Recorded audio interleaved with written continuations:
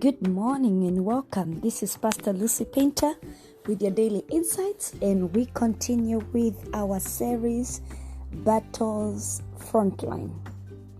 So I have an interesting fact or myth.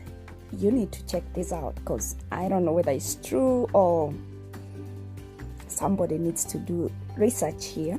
I tried to figure it out whether it's true, but there are claims about this. So immediately after the state of Israel was proclaimed in 1948, their enemies who were not in support of this independence surrounded them. And these were people superior in numbers, money, and war technology. But the Israelis, with just World War II veterans, single-engine prop planes, and zero bombs, won that war. When their enemies surrounded Tel Aviv, one of the veterans remembered that the seltzer bottles whistle like bombs when dropped from a height. So seltzer bottles are just glass bottles used to store and dispense carbonated beverages like carbonated water or what we call club soda or sparkling water, while maintaining the internal pressure. So when dropped from a height full of carbonated water, these bottles explode with a bang. And so when the Israelis started dropping these bottles from their planes, the Arabs thought they were really being bombed and they fled. So how true this is has been debated for so long. Some people say it's somebody who made the movies, but you can do your own research. If you have an Israeli friend who can give you some insights, let me know whether this is true, whether they were really seltzer bottles or they were really dropping bombs during that war, but they won. So today's reading is going to be a long one, but it's an interesting one because we are going to read about a war that was won using a warfare tactic that would make absolutely no sense in today's military intelligence. It makes no sense whatsoever. And it's so interesting. So Joshua chapter 6 verse 1, we're going to go read the whole of the chapter, or we're going to leave some verses out, but we'll read up to verse 26, and it talks about that war in Jericho. It says, "Now Jericho was securely shut up because of the children of Israel. None went out and none came in. And the Lord said to Joshua, 'See, I have given Jericho into your hand, its king and the mighty men of valor. You shall march around the city. All of you, men of war, you shall go around the city once. This you shall do 6 days, and the 7 priests shall bear 7 trumpets of ram horns before the ark. But the 7th day you shall march around the city 7 times, and the priests shall blow the trumpets. And it shall come to pass, when they make a long blast with the ram horns, when you hear the sound of the trumpet, that all the people shall shout with a great shout. Then the wall of the city will fall down flat, and the people shall go up, every man straight before him.' Then Joshua the son of Nun called the priests and said to them, 'Take up the ark of the covenant. Let the 7 priests bear 7 trumpets of ram horns before the ark of the Lord.' And he said to the people, 'Proceed and march around the city, and let him who is armed advance before the ark of the Lord.' And so it was, when Joshua had spoken to the people, and the 7 priests bearing the 7 trumpets of ram horns before the Lord advanced and blew the trumpets, and the ark of the covenant of the Lord followed them. The armed men went before the priests who blew the trumpets, and the rear guard came after the ark, while the priests continued blowing the trumpets. Now Joshua had commanded the people, saying, 'You shall not shout or make any noise with your voice, nor shall a word proceed out of your mouth until the day I say to you, shout. You shall shout.' So he had the ark of the Lord circle the city, going around it once. Then they came into the camp and lodged in the camp. And Joshua rose early in the morning, and the priests took up the ark of the Lord. Then the 7 priests bearing the 7 trumpets of the ram horns before the ark of the Lord went on continually and blew with the trumpets, and the armed men went before him. But the rear guard came after the ark of the Lord, while the priests continued blowing the trumpets. And the second day they marched around the city once and returned to the camp. So they did 6 days. But it came to pass on the 7th day that they rose early about the dawning of the day and marched around the city 7 times in the same manner. And on that day only they marched around the city 7 times. And on the 7th time it happened, when the priests blew the trumpets, that Joshua said to the people, "Shout, for the Lord has given you the city. Now the city shall be doomed by the Lord to destruction, it and all who are in it. Only Rahab the harlot shall live, she and all who are with her in her house, because she hid the messengers that we sent.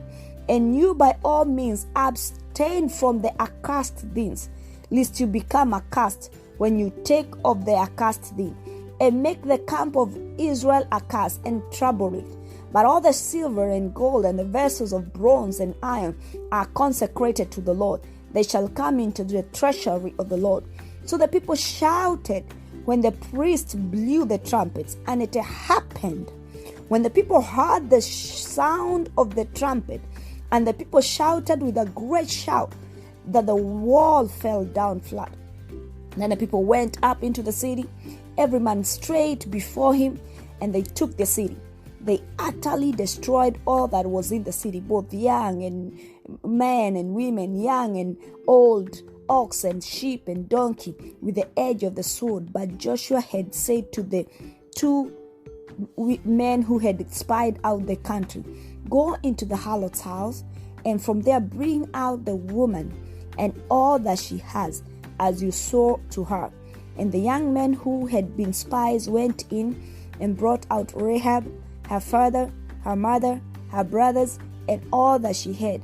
So they brought out all her relatives and left them outside the camp of the city. But they burned the city and all that was in it with fire. Only the silver and the gold and the vessels of bronze and iron they put into the treasury of the house of the Lord. And Joshua spared Rahab the harlot, her father's household, and all that she had. So she dwells in Israel to this day, because she hid the messengers whom Joshua sent to spy out Jericho. Then Joshua charged them at that time, saying, "Cursed be the man before the Lord who rises up and builds this city Jericho. He shall lay its foundation with his firstborn, and with his youngest he shall set up its gates." Yep. Wow. I don't know if you realize how impossible this battle looks from the very start. The Bible begins by telling us that Jericho was already on full alert by the time the Israelites arrived. This was a formidable city, a city that inspired both fear and respect. It was the most difficult opponent they had faced so far, the greatest obstacle for them yet. But you have got to love how the Lord begins his speech. "See, I have given Jericho into your hands." He doesn't say, "I will." He doesn't say, "There is a chance I will give Jericho into your hands." He says, "I have." The one who sees the end from the beginning tells Joshua, "I have. This battle is as good as over. I know how it shall end, and it shall end with you in victory." You know, as we have said at the beginning, that this battle was won using a tactic that would have made no sense to anyone with military intelligence. And I think you see why now. This was a plan that called for faith on the part of Joshua and the entire Israel nation. A plan whose victory will not be attributed to any other power but the hand of the Lord. It was a plan that called for total dependence on God. But remember, we said that some things do not work in a vacuum. God would have worked it out perfectly by himself. but he needed them to put some effort into the works. He needed them to give something, to partner with him in it. The same way we are called to be part of his work. And when they thought making rounds around a fortified city was unusual, he asked them to do something else that was out of ordinary for them. You know, the Ark of Covenant and the priests never went into the battle. But the Lord commands that this time these two must be there. The task before them was difficult. It was discouraging, standing before a wall they had no means of bringing down. But their hearts still had to be in the right place. They had to keep their minds on the Lord.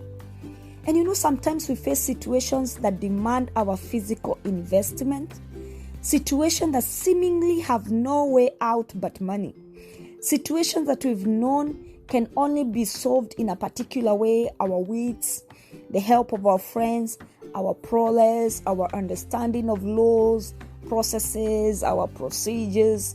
But sometimes in life, it gets to a point where none of this can help. And situations like this do not need the custom ways of battle. They call for unusual tactics. They need you to have the word of the Lord at your fingertips. They need you to be in constant remembrance of the Lord, to surrender yourself to absolute dependence on God. And Joshua did not hesitate to follow the Lord's command. He had the people start right away. And for 6 days, they went around the city. For 6 days, they marched with courage, albeit exposed. They marched in silence. They endured. They persisted in something that didn't make sense at all. But the word of the Lord says that on the 7th day, Joshua told the people, "Shout, for the Lord has given you the city." But Joshua cautioned them to remember the promise they had made to Rahab, that she would be saved. You know, sometimes we trust the Lord to deliver us, and he uses some people along the way to help our cause. But when things fall into place for us, we forget them, we mistreat them. But this is not the kind of the victory the Lord wants for us. Remember the process. Remember the path you have walked and those who are with you in that path. Honor the promises you might have made, and the Lord will bless you. And this is not the only thing he reminds them. He also cautions them against losing themselves in the moment and sharing in the accursed things of that city. And this is a trap we keep falling into. You prayed for that job, but when you get into it, you get sucked into the corruption of that place. You prayed to get into college, but when you get there and you get lost in the worldly pleasure of college life. You prayed to go abroad for greener pastures, but you get there, you get sucked into the vibes of the liberal country.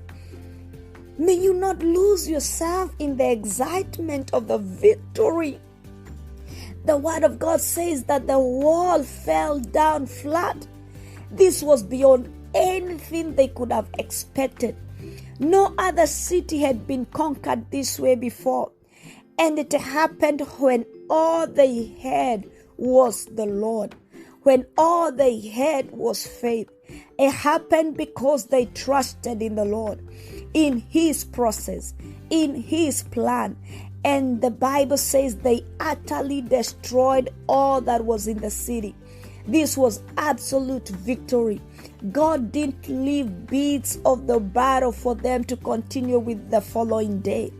And then Joshua charged them at the time, saying, "Cursed be the man before the Lord who raises up and builds this city, Jericho." You see, the Lord had placed the most difficult opponent yet before them, and they had emerged victorious. Never again were they going to face something like this again. This was an experience to set precedence, so that whatever else they were going to face along the way, they would remember Jericho. They would remember that the Lord had given them victory where they didn't have a reason to believe that a wall could come down. And I want to tell you today that whatever impossible battle you are in, however formidable it may seem, the Lord says, see, I have given it in your hand. You shall emerge victorious. And it may seem like praying makes no sense right now. And it may feel like depending on God for it makes no sense to anyone, including yourself. But trust in His plans. Trust in His strategy, because He never fails. Waiting for as long as the Lord, waiting for the Lord as long sometimes needs us to wait might seem unusual.